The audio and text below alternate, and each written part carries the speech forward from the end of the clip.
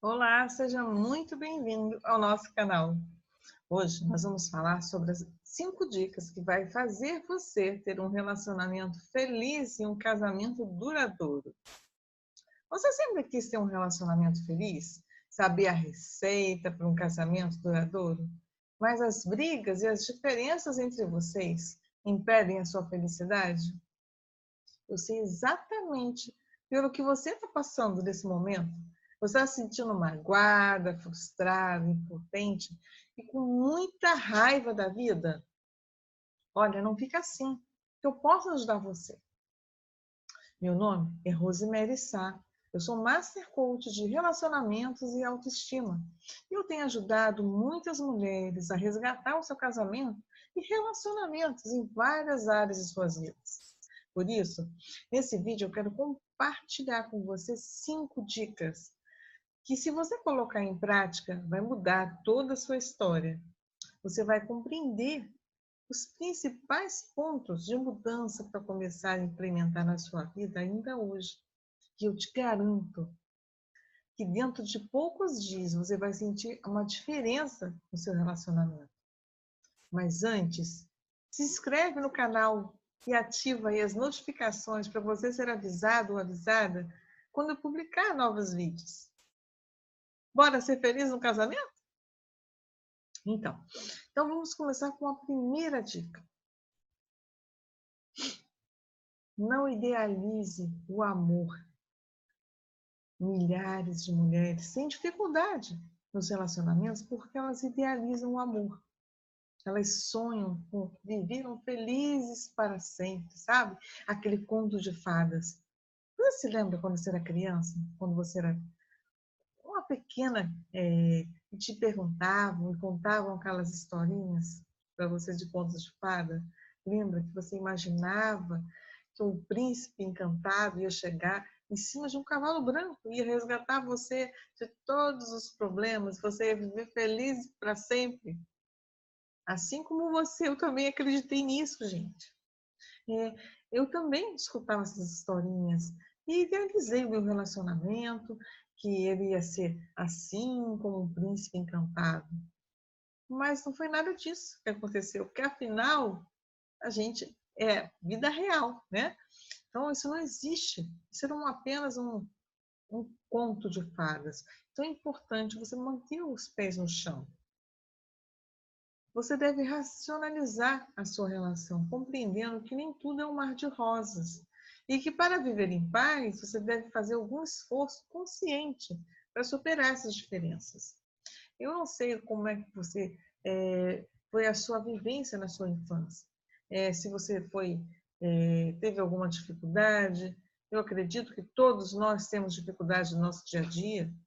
E se você pensava que você ia receber esse príncipe encantado, eu lamento dizer, porque ele nunca existiu.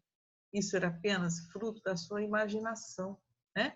É, nós acabamos fazendo isso, contando essas histórias, né? Replicando isso com os nossos filhos, as nossas filhas. E isso aí, independendo da situação, a gente cria. As mulheres têm esse hábito de criar essa imaginação de que isso vai acontecer. E isso acaba atrapalhando os relacionamentos, porque a gente espera uma coisa que ela não existe, é só na nossa imaginação. Então, dica número 2, não perca a sua individualidade. Quando a gente entra em um relacionamento, a gente faz muitas promessas lindas, né? Às vezes a gente diz assim: ai, você é o ar que eu respiro, eu não vivo sem você. E da mesma forma que você fala isso, algumas vezes, né, o seu parceiro ou a parceira, ela fala a mesma coisa para você. Isso é comum. O problema começa é que quando a gente acaba cedendo muito espaço nos nossos valores e na nossa personalidade para agradar o outro. Já percebeu que muitas vezes você acaba querendo dizer não e você diz sim? Pois é, isso acontece nos seus relacionamentos. Como eu falei para vocês, eu também sou coach de autoestima. E quando você diz sim para o outro e diz não para você, porque é isso que acontece, naquele momento você detona a sua autoestima. E toda vez que você faz isso, e não é aquela sua vontade, é claro que você, não estou dizendo que você nunca vai fazer isso. A questão é você não dizer sim para o outro só para agradá-lo, né? Para agradar outra pessoa. Isso acaba te fazendo mal e você acaba se sentindo a pior das criaturas. Você tem raiva da pessoa, você fica com raiva de você mesmo, porque você não conseguiu dizer não. Isso daí acaba atrapalhando muito esse tipo de comportamento. Ele gera frustração, porque a gente tem a nossa individualidade, né? Então, assim, o ideal é você perceber essas diferenças desde o início. E aí você conversar um com o outro, né? Sem julgamento nenhum, e vocês estabelecerem um limite nessa relação. É conversando que vocês conseguem estabelecer esse limite aí, né? A terceira dica de hoje, falar e escutar. Essa dica, ela é muito importante. Não dá para calcular a quantidade de relacionamentos que foram desfeitos por falta do diálogo. É uma atitude tão simples, mas ela é negligenciada na maioria dos relacionamentos. E talvez você fale isso. Ah, essa atitude, eu estou cansada de saber disso. Mas será que, como é que você faz nos seus relacionamentos? Será que você tem um diálogo? Realmente você escuta de verdade? Vou contar aqui para vocês uma coisa, um segredinho que eu trouxe para a minha vida de relacionamento de forma geral. Eu não aprendi isso no casamento, eu aprendi isso no meu trabalho, né? Ao longo da minha jornada de trabalho. Você precisa escutar antes de falar. Você tem que confirmar o que a outra pessoa quer dizer. E se é aquilo que você entendeu. Se for você escutar e você não entendeu o que a pessoa está falando, o relacionamento não vai ter como acontecer. Peça com gentileza, peça para que a pessoa escute melhor. Quer ver só, eu trabalhava em um banco há muitos anos atrás e eu era gerente desse banco. E aí tinha um gerente que ele me ensinou muitas coisas, né? Naquele período foi um aprendizado muito bom, aonde eu trouxe para a minha vida pessoal. Quando o gerente ele estava mais agitado, ele era muito expressivo, e aí eu aprendi que eu deveria escutá-lo, não rebater naquele momento sobre aquilo que ele estava falando. E aí a gente começou a ter um relacionamento muito bom no trabalho, porque quando ele falava, eu escutava, eu sabia escutar. Eu assim, adotava uma postura de procurar entender. E aí, quando passava aquele momento da agitação, eu chamava ele no cantinho e conversava com ele sobre aquele assunto. E aí os nossos relacionamentos no trabalho começou a fluir com muito melhor, muito mais eficácia e tranquilidade. E com isso a gente conviveu durante algum tempo, sem trazer tantos problemas no trabalho. E eu levei isso também para a minha vida diária, na minha vida pessoal. E aí, nos meus relacionamentos em casa com meu marido, é claro que nós brigamos, né? Isso é comum no nosso dia a dia.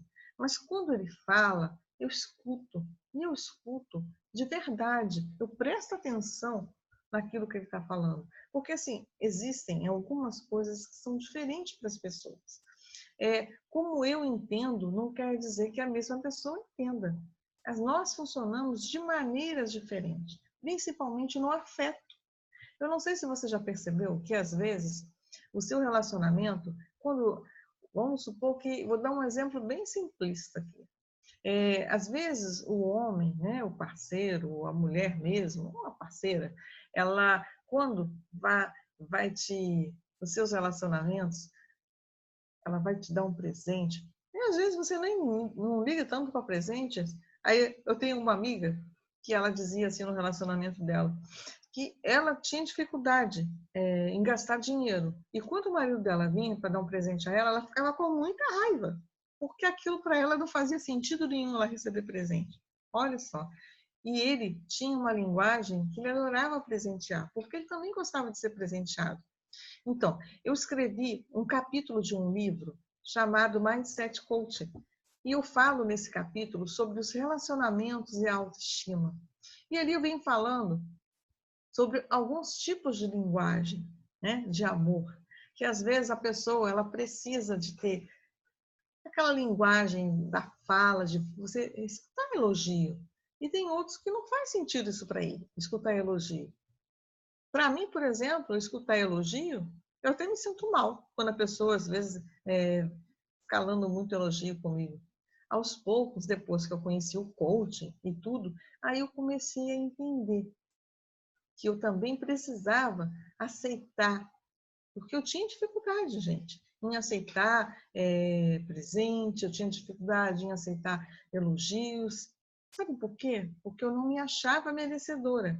E aí, com a autoestima, eu comecei a perceber e aprender como é que eu podia elevar a minha autoestima. E hoje eu recebo presente, todo presente para mim é uma bênção.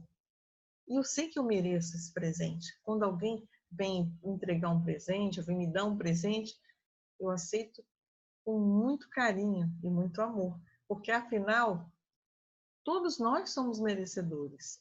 E isso é uma das dificuldades também que algumas pessoas têm, né? Às vezes ela não aceita um presente porque não só pela linguagem do amor dela, que não é essa, é porque ela não se sente merecedora de receber aquele presente. Isso aí faz também muita diferença na sua vida. E para você evitar, então, conflitos e desentendimentos, uma boa coisa é você prestar atenção como é que é a linguagem do outro.